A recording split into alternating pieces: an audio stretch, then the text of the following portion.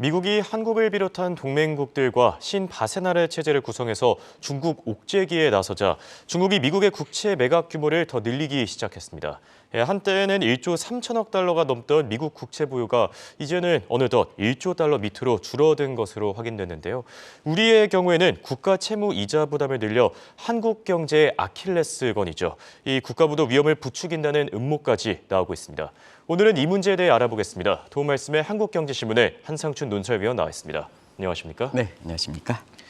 네, 지금 바이든 정부가 동맹국과 함께 이 신바세나르 체제를 구성해서 중국 옥죄기에 나서고 있다고 하는데요. 먼저 신바세나르 체제 좀 생소하신 분들도 있을 것 같습니다. 어떤 의미입니까? 네, 동북아 정세가 긴박하게 돌아가죠. 예. 어제도 무인기가 한국 영해를 침공해서 그렇죠. 상당히 좀 국제사회의 여러 가지 향후 북한의 움직임에 대해서 굉장히 주목되는 사항이고, 또 우리나라의 그 방공 체제라든가 이런 측면에 대해서 굉장히 상황이 긴박한 것 같아요. 예.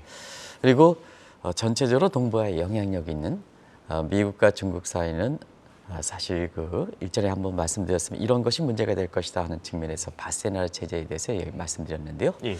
오늘은 한국경제신문의 일면 톱에 아마 우리 국내 언론에서는 아주 단독으로 보도했습니다. 굉장히 중요한 내용인데요. 예. 미국이 새 추출 동맹을 구성한다. 이게 신바세나르 체제입니다. 예. 이 신바세나르 체제와 관련해서 말씀을 드리도록 하겠습니다. 일단은 그 바세나르 체제, 이게 뭘까 하는 측면을 신바세나르 체제가 나오니까 바세나르 체제에 대해서 아마 시청자분이 이해하셔야 될 거로 생각하는데요. 이거는 그 첨단 기술의 전략 물자 수출 통제다 이렇게 보겠습니다. 예. 그래서 인류를 상상하는 핵무기, 생화학 무기가 주가 되고요. 재래식 무기도 첨단 기술이 첨부됐을 땐 여기에 관련돼 있다 이렇게 보겠습니다. 그리고 여기에 그 대상은 어떤 국가냐 하는 측면에서 보면 사실 그 민주주의 국가랑 사회주의 국가가 모두 통제 범위에 속해 있다 이렇게 보시면 되겠습니다. 그렇다 보면 왜 신바세나르 체제가 나올 것인가 하는 측면은 지금 미국과 중국, 미국과 러시아 간에 이렇게 신냉전이라 불릴 만큼 싸움이 있다 보니까 예. 종전의 바세나르 체제의 통제 대상이 사회주의 국가도 포함되어 있는 상태니까 옛날 바세나르 체제에 대해서는 사실 무력화되는 거죠. 왜냐하면 미국과 중국이 이렇게 경제 패권 다투고 미국과 러시아 같은 전쟁을 치르니까 사실 그 국가까지 포함될 때면 바세나르 체제가 무력화가 되지 않습니까? 그렇다 보니까 미국 입장에서 이렇게 보면 첨단 기술 수출 통제 부분에 대해서 이해를 관계를 같이 하는 동맹국 간에 다시 이것을 결속시켜야 된다 하는 이 측면에서 신바세나르 체제가 나오고 있다 이렇게 보겠습니다. 이 신바세나르 체제의 가장 적극적 입장을 보이는 것이 한국이거든요. 예. 그런 측면에서는 중국이라든가 러시아 입장에서는 한국에 대해서 상당 부분 또 겨냥하는 부분이 있겠죠. 그런 측면이 지금 국제 정세다. 어제 북한의 무인기도 아마 여러 가지 이유가 이제 따지겠습니다는 사실 중국의 입금이라든가 이런 것도 좀 반영되는 게 아니냐 하는 국제사회 추측도 그런 각도에서 나오는 거다 이렇게 보겠습니다. 지금 상태에서 우리가 보면 트럼프 정부 때 나바로 패러다임에 대해서 사실 중국에 대해서 미국의 대정책, 러시아에 대해 대정책은 지구의 국가안보위원회 위원장을 맡고 있는 셀러번 파라다임이다 하는 것으로 말씀을 드렸었는데요. 예. 이 셀러번 파라다임의 일환으로서 중간선거 이후에 중국에 때리기 위한 새로운 전략적인 문제에서 신바세나르 체제가 나오는 거다 이렇게 보겠습니다. 그래서 지금 상태에서는 바세나르 체제 같은 경우에는 중국뿐만 아니라 러시아를 겨냥하고 있기 때문에 이 체제의 굳어지는 여부에 따라서는 세계 경제 입장에서는 제2차 냉전, 1970년대 1차 냉전에 의해서 제2차 냉전, 그다음에 경제적인 측면에서는 경제 초점이 주요가 되다 보니까 신냉전 체제가 아니냐, 옛날의 구냉전 체제에 대해서 이런 쪽으로 시각이 나온다 이렇게 보겠습니다. 향후에 그 국제 질서 관련해서 굉장히 주목해야 될 사항이라는 걸 말씀드리겠습니다. 네, 지금 언급해 주신 신바세나르 체제, 이 과거의 바세나르 협정과도 관련이 있는 겁니까? 네, 전혀 관련이 없습니다. 이전에 그 바세나르 체제에 대해서 얘기하니까 예. 문재인 정부 때 노사와 관련돼서 굉장히 조예가 깊으신 분이 당신은 그 방송을 잘못 듣지 않느냐. 예. 바세나르 협정에 대해서 오해 혼돈하고 있지 않느냐. 이런 쪽에 지적이 있어서 오늘 차제에 나온 김에 바세나르 체제와 바세나르 협정 간에 사실 지난번에도 구별해 드렸습니다는 예. 다시 한번 이렇게 그걸 이렇게 오늘 시장도 없고 그러기 때문에 그걸 예, 좀 하겠습니다. 이 바세나르 지역은 네덜란드 지역입니다. 그래서 이 전략물질 수출 통제와 관련돼서 맺은 체제가 바세나르 체제 시스템 문제가 들어가는 거고요. 바세나르 협정은 뭐냐면 사실 네덜란드가 굉장히 경제 위기에 처해 있을 때 그때 노조들의 요구, 노조들의 임금이라든가 해서 네덜란드가 무너질 뻔했었거든요. 그래서 노와 사와 간에 이게 도대체 이게 위기 극복을 위한 임금의 억제라든가 이런 거 안 되다 보니까 결국 제3자 입장에서 정부가 들어와서 정부와 그다음에 사용자와 그리고 노동자 간의 노사장 간의 사실 네덜란드의 위기 극복을 위한 연대 협정이다 이렇게 됐습니다. 그렇기 때문에 바세나르 체제와 바세나르 협정은 반드시 구별된다. 연관성도 없다. 다만 지명과 관련돼서 네덜란드의 바세나르 지역에서 했기 때문에 한 표를 쓴 바세나르 체제, 한 표는 바세나르 협정이다. 이렇게 이제 보시면 되겠습니다. 현 상태 입장에서는 우리나라 입장에서도 지금 상태에서 이렇게 보면 바세나르 협정 문제, 정부와 그다음에 사용자와 그리고 노동자 간에 지금 노조 문제와 관련해서 지난번에 화문연대와 관련해서 법과 원칙에 의해서 사실 국민을 볼모로 삼는 건 절대적으로 잘못한 거거든요. 아무리 노조 활동을 인정하지 않는 거 하더라도 국민의 불편을 초래하는 것은 잘못되어 있다 이렇게 볼 때 있습니다. 그리고 또 한 가지는 회계라든가 뭔가 입장에서 다른데 전부 노조 활동이라는 거 그렇지 않습니까? 예. 저희도 학생 운동할 때 이렇게 보면 정의, 공평, 공정하는데 왜 노조 문제는 회계 문제만 거기에 블랙홀이냐 이겁니다. 그래서 법과 원칙에 따라서 화물연대를 하다 보니까 윤석열 정부가 사실 초반에 지지도가 낮은 상태에서 지지도가 많이 올라가서 지금의 이런 문제를 극복하는 이런 데 발판이 되고 있는데요. 지금 우리나라의 그 경제 입장에서도 가장 중요한 게 결과적으로 보면 사실은 노와 사와 정부 간의 연대를 통해서 이 경제 어려운 문제를 극복할 수 있다는 측면에서 내년도에 우리나라의 경제정책 운영 방안에서 굉장히 중요한 시사점을 던져주는 협정이다 하는 걸 말씀드리겠습니다. 네, 신 바세나르 체제와 함께 이 협약의 이 차별점에 대해서 짚어주셨고요. 지금 미중 간의 패권 경쟁이 새로운 국면으로 치닫고 있습니다. 미국이 중국 옥죄기에 나서면서 중국 역시 적극적으로 대응하고 있다고 하죠. 네, 사실은 그 신 바세나르 체제 예. 이거 왜 나오느냐 하는 것에 대해서 보면 최근에 사실 중국이 미국의 국채 매각을 더 늘리고 있습니다. 예. 미국 국채 매각에 속도를 내고 있어서 이 또한 향후의 미중 간의 관계에 있어서 굉장히 중요한 이러한 움직임이다 하는 것도 말씀을 드렸었는데요. 그 내용을 반복돼서 새로운 내용을 첨가해서 말씀드리겠습니다. 예. 중국의 미국의 국채 보유는 한때 많을 때는 1조 3천억 달러가 넘었습니다. 세계 최대물이죠. 근데 6월까지만 제가 국채 매각분에 대해서 말씀을 드렸었는데요. 그래서 국채 6월 매각하는 관계에서 1조 달러가 붕괴됐다. 9,843억까지 줄였다 하는데요. 그 속도가 내서 9월 말까지 통계를 잡힌 거 보면 9,400억 달러까지 줄였습니다. 상당히 빠른 속도다 이렇게 보게 됐습니다. 그런 과정에서 중장기로 보면 5천억 달러까지 내로 줄일 것이다. 이렇게 이제 전망되고 있는데요. 지금 왜 이렇게 줄이냐면 나중에 예. 설명드리겠습니다는 미국이 지금 인플레를 잡기 위해서 금리를 올리는 단계 아니겠습니까? 그러면 미국의 그 국채 매각을 통해서 사실 돈을 빨아들이면 미국의 그 신용 경색 문제가 굉장히 더 심해야 되거든요. 그런 측면에서 경제적으로 보면 미국의 아킬레스건을 건드린다 하는 측면에서 이렇게 중국 입장에서는 미국의 국채 매각을 통해서 가뜩이나 상황이 안 좋은 상태에서 굉장히 옥을 죄니까 결과적으로 보면 미국 입장에서도 동맹국가 이렇게 협조해서 신바세나르 신수출 동맹이 나오게 되는 배경이다 하는 걸 말씀드리겠습니다. 네, 일부 시각으로는 지금 중국이 미국 국채를 빠르게 매각하는 게 지금 대응 수단이 없는 바이든 정부를 옥죄기 위한 또 다른 목적이 아니냐 이런 의견도 있는데. 네, 사실 그 대목을 앞서 얘기했던 말씀을 상세하게 좀 더 예. 자세하게 말씀드리겠습니다. 지금 올해 미국 경제에서 보면 인플레를 잡기 위해서 물가를 상당 기준으로 0.25에서 4.5% 올라까지 가장 큰 탑 뉴스죠. 그렇죠. 올해 월스트리트저널이든가 뭔가 하면 탑 뉴스로 이렇게 들어오는 거죠. 그래서 올해는 이쪽 분야에 주력되고 있다고 볼 때 있습니다.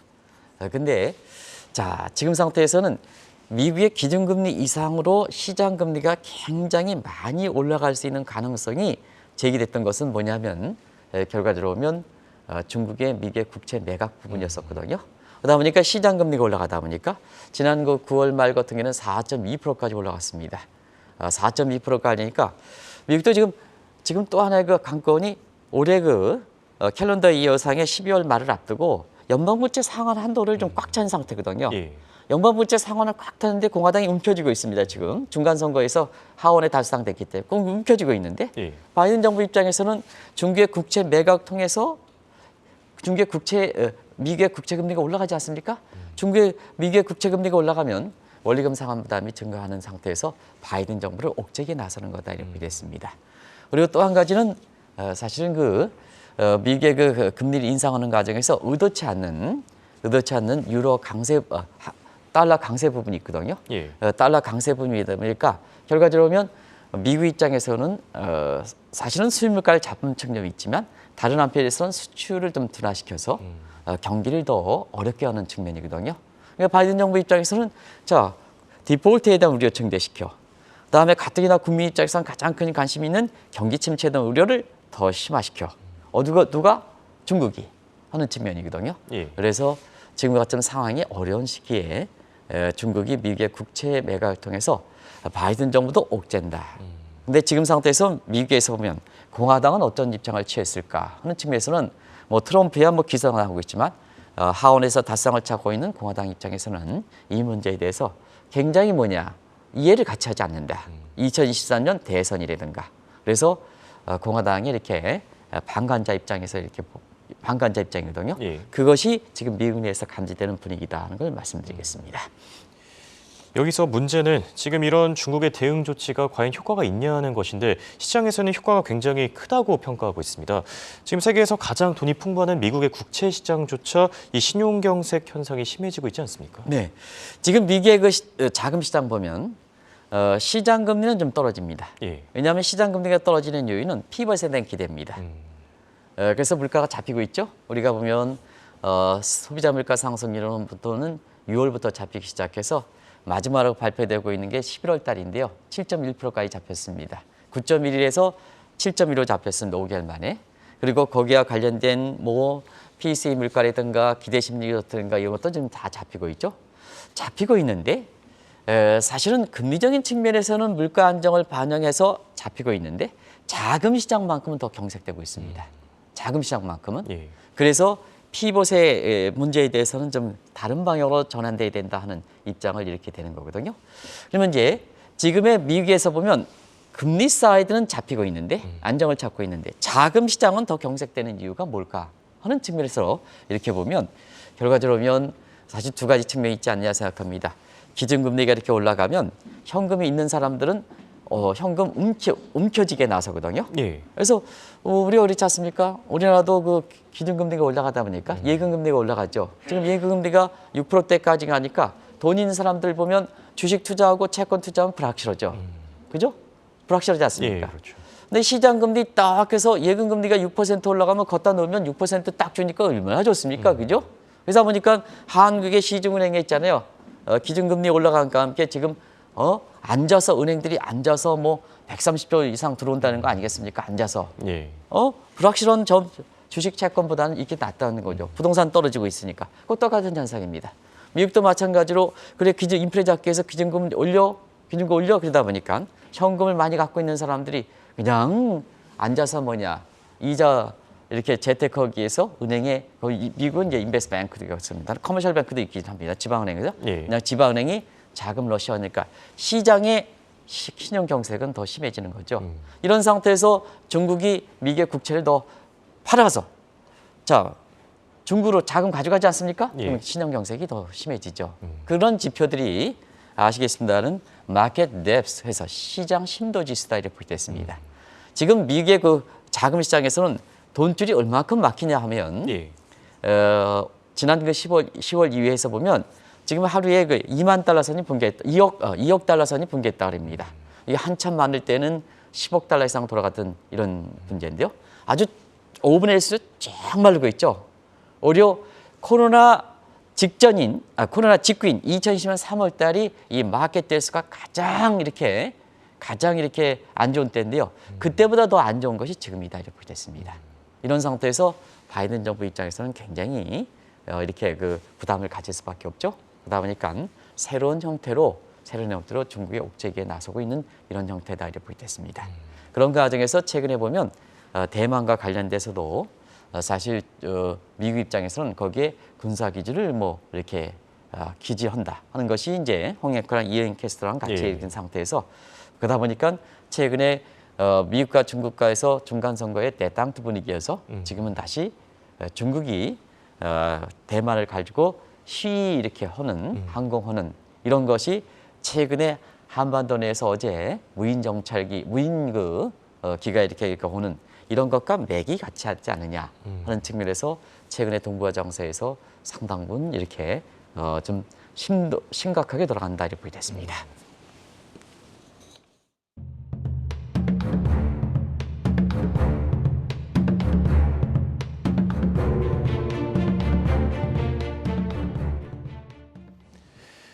지금 보니까 미국도 상당히 당황하는 분위기입니다. 국채 시장의 경색 현상을 풀기 위해 지금 미국 재무부가 추진해왔던 바이백도 중간선거 이후에는 좀 쉽지 않은 분위기죠. 네, 중간선거에 쉽지 않기 때문에 이 점을 중국이 파고드는 게 아닌가 생각합니다.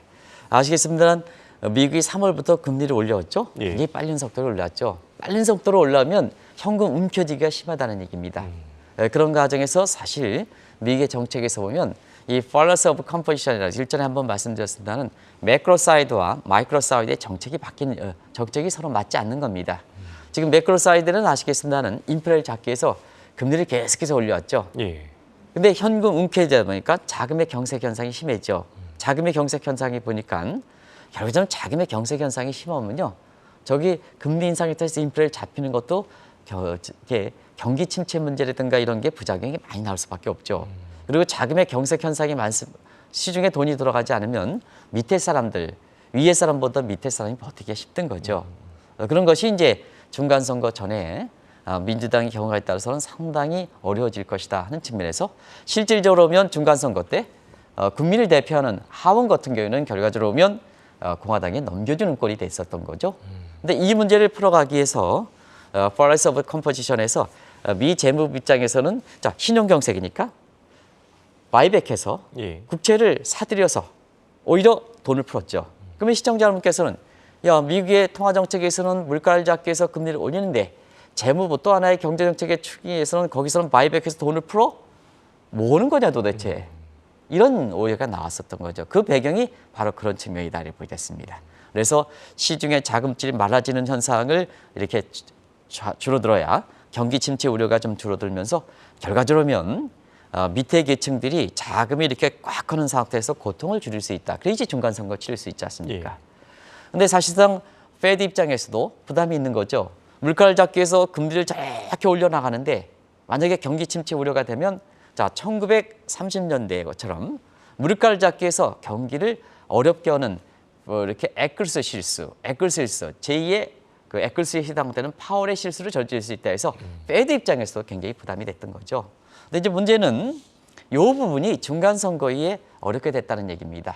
왜냐하면 미 재무부의 바이백하는 경우는 이거는 세금 문제라든가 이런 것 문제 관련되기 때문에 하원의 소관이거든요. 대외적으로 뭐 인사청문이라든가 그다음에 셀레번 파일과처럼 대외정책, 대외 위상 같은 상원의 책임이 더 강하고요. 국민을 대표하는 세금 문제라든가 이런 것은 하원이 대표하거든요. 그런 측면에서 공화당에 넘겨졌으니까 또 공화당의 의장도 패트릭 카커 같은 아주 친트럼프 계통의 이런 사람들이 되다 보니까 결과적으로 보면 사실 미국에서 자금 경색 현상이 심하다는 이런 상태이거죠. 그래서 한편에 있어서는 중국의 그 국채 매각을 통해서 자금 경색 부분에 대해서 신바세너 체제에서 첨단 기술 전략 물질 통제에 대해서 들어가는 거고 다른 측면에서는 페드 입장에서도 이제는 금리 인상 부분에 대해서 이렇게 너무 인플레를 잡기 위해서 주력하지 말아라.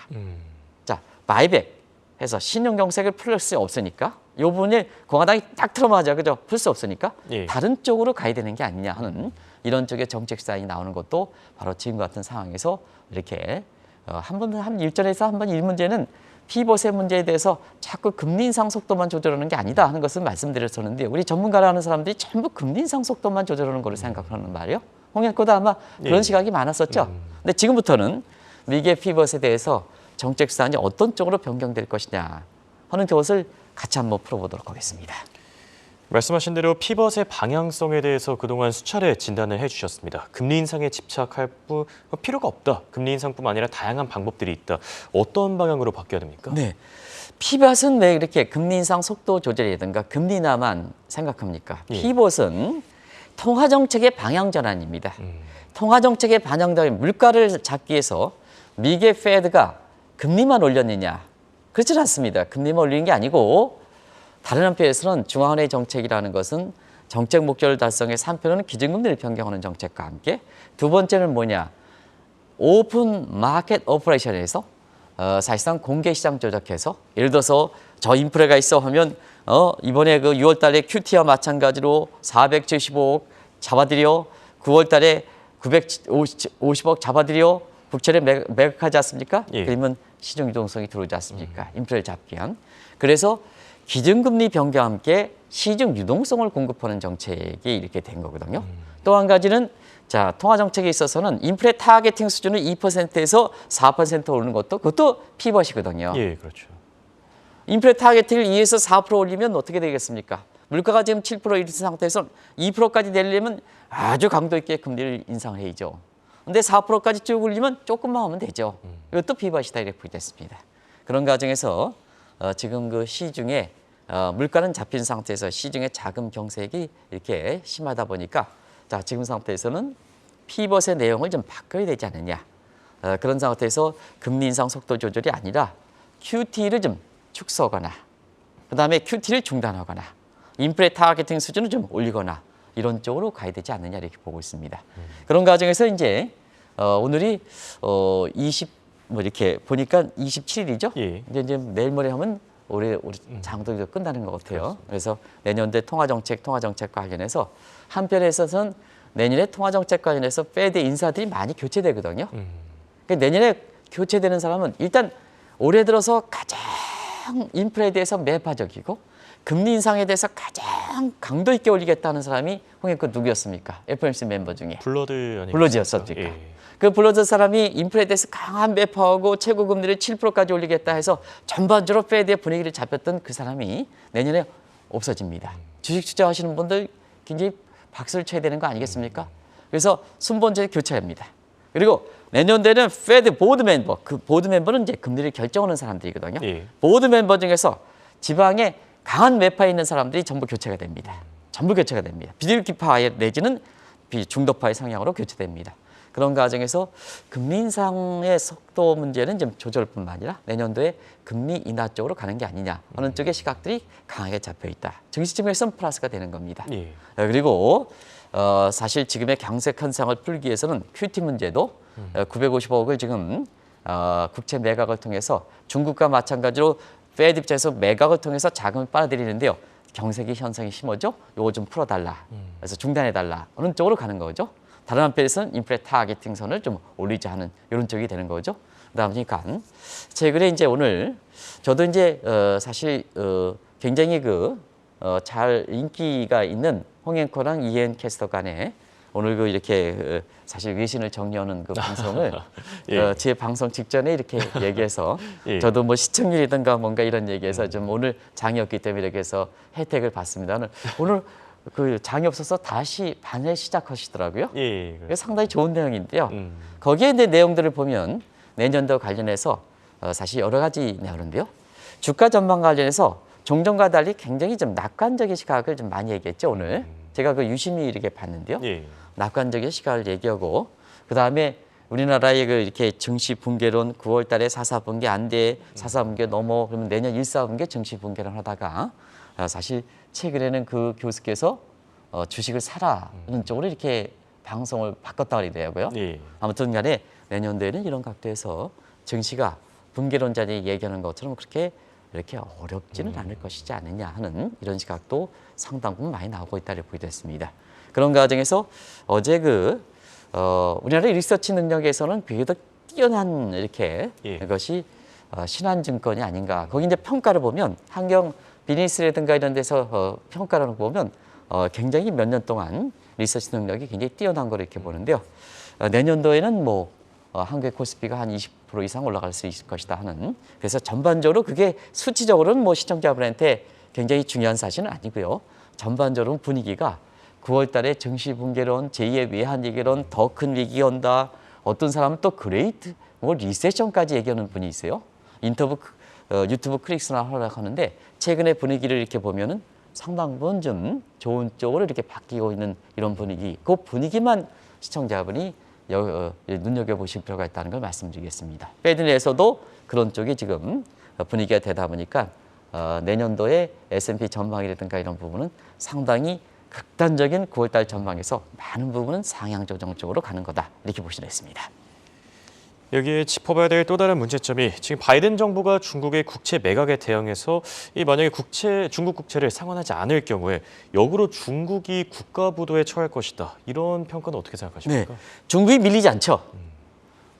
중국이 있잖아요. 모든 미국에 대해서 과거에 이렇게 옥죄고 되면 중국이 이렇게 수긍적자세 되는 것은 아니죠. 예. 지금 공산당 대의 어쨌거나 영수 체제, 그레이트 인프라 체제가 된 상태에선 자 기회는 기회로 맞대응하는 것이 지금 미중 간에 이렇게 패권 다툼이다 이렇게 됐습니다. 그런 과정에서 중국이 국채 매각해 그럼 뭐냐 미국 입장에서는 자 여러 가지로 좀 제한 수단이 있는 상태에서 국채를 상환하지 않겠다 이 입장이죠. 그런 쪽이 이제 나올 수가 있다 이렇게 됐습니다. 그런 것이 이제 정황상으로 이렇게 많은 부분에 있어 의미가 있었던 것은 공산당 대회 이후에 시진핑이 옥죄기하는 중국에 대해서 이렇게 영수 체제를 굳히는 과정에서 백색혁명 이런 쪽으로 전개되는 과정에서 자 중국이 공산당 대회의 경제 운영 체제를 개방해서 폐쇄 체제, 그 다음에 계획 경제에서 시장 경제에서 계획 경제, 그리고 인재들 같은 경우에는 외국 유학파에서 미국파에서 전부 국수 체제 이렇게 자꾸 달아나 보니까 중국에서 자금 일단 빼고 보자. 이게 차이나를 넣는 현상이죠. 예. 그리고 뭐냐 기업들도 중국을 빠지고 보다 차이나 엑선 현상이죠. 이런 거 맞물려서 사실상 차이나를 주도했던 자금들이 달러의 자금이다 보니까 자 경우에 따라서는 미국 입장에서 볼 때도 중국이 미국의 국채를 매각해서 미국의 신용경색이라든가 옥죄일 경우에는 자 그냥 차라리 국채를 상환하지 않겠다 하는 이런 입장도 나올 수가 있다고 보겠습니다. 그러면 중국 입장에서 국채 상환을 거부하면 디폴트가 되겠느냐? 예. 왜냐하면 중국은 지금 부동산이라든가 뭔가 있어 거기도 변변치 않은 상황이지 않습니까? 거기도 디폴트 우려가 돼서 부동산발 강석 현상에 의해서 지금 지방의 부동산 디폴트 대 지방은행 뱅크런 상태 대 해가지고 이렇게 해서 사실상 지금 시진핑 입장에서 그러면 그런 경색 현상을 펴서 유동성을 좀 푸는 이런 조치에서 미국과 비슷한 상황이거든요. 예. 근데 최대 투자했던 미국의 국채를 상환하지 않을 때는 사실 디폴트에 빠지겠느냐 하는 측면인데요. 이건 디폴트에 빠질 가능성은 적다고 보겠습니다. 왜냐하면 지금의 미국의 중국의 국채 매각 보유분이 한 9,400억 달러인데 중국의 외환 보유가 지금 3조 달러가 넘습니다. 그래서 이 분야는 미국 측이 불리한 것이 아닌가 이렇게 이제 보고 있거든요. 그런 과정에서 미국이 만약에 중국의 국채 상환을 거부할 때는 미국 입장에서는 있는 게 굉장히 많습니다. 대표적인 게 신인도를 잃게 되거든요. 예. 또 기축통화에서 달러 위상의 신뢰도가 떨어질 가능성이 높습니다. 그래서 이 문제는 일부 시청자분이 제기하는 이런 문제에 있어서는 미국이 중국의 국채 상환을 거부하는 이런 것은 있는 게 많기 때문에 이 정도까지는 가지 않겠다 하는 것을 말씀드리겠습니다. 네, 끝으로 흥미로운 분석 하나 더 짚어보겠습니다. 지금 중국이 미국뿐만 아니라 미국의 가장 어떻게 보면 적극적인 한국까지 겨냥하고 있다. 이런 분석은 어떻게 생각하십니까? 네, 중국 측에서 가장 한국에 대해서 서운한 것이 한국일 겁니다. 그리고 김정은 체제에서 가장 서운한 것이 윤석열 정부일 겁니다. 왜냐하면 이전의 문재인 정부 입장에서는 안미 경중, 예. 안보는 비용이 들어가는 것은 미국에 그다음에 경제는 북한 문제 생각해서 중국에 이렇게 해서 중국의 중국에 치중했었던 상황이거든요. 근데 윤석열 정부 들어서는 저기 있지 않습니까? 안보도 미국에, 그다음에 경제는 중국 생각해서 경제는 세계에 이런 체제를 바뀌었거든요. 저는 아주 솔직히 까놓고 얘기하면 예. 안보도 미국에, 경제도 미국에 이렇게 된다. 그래서 안미, 그다음에 경미. 그래서 이전에 안미, 경중에서 안미 체제 이렇게 가야 된다는 것을 말씀드리겠습니다. 근데 윤석열 정부에서는 중국과 생각해서 저렇게 균형적 시각을 갖고 있다 하는 이런 입장인데요. 저는 이제 바뀌었습니다.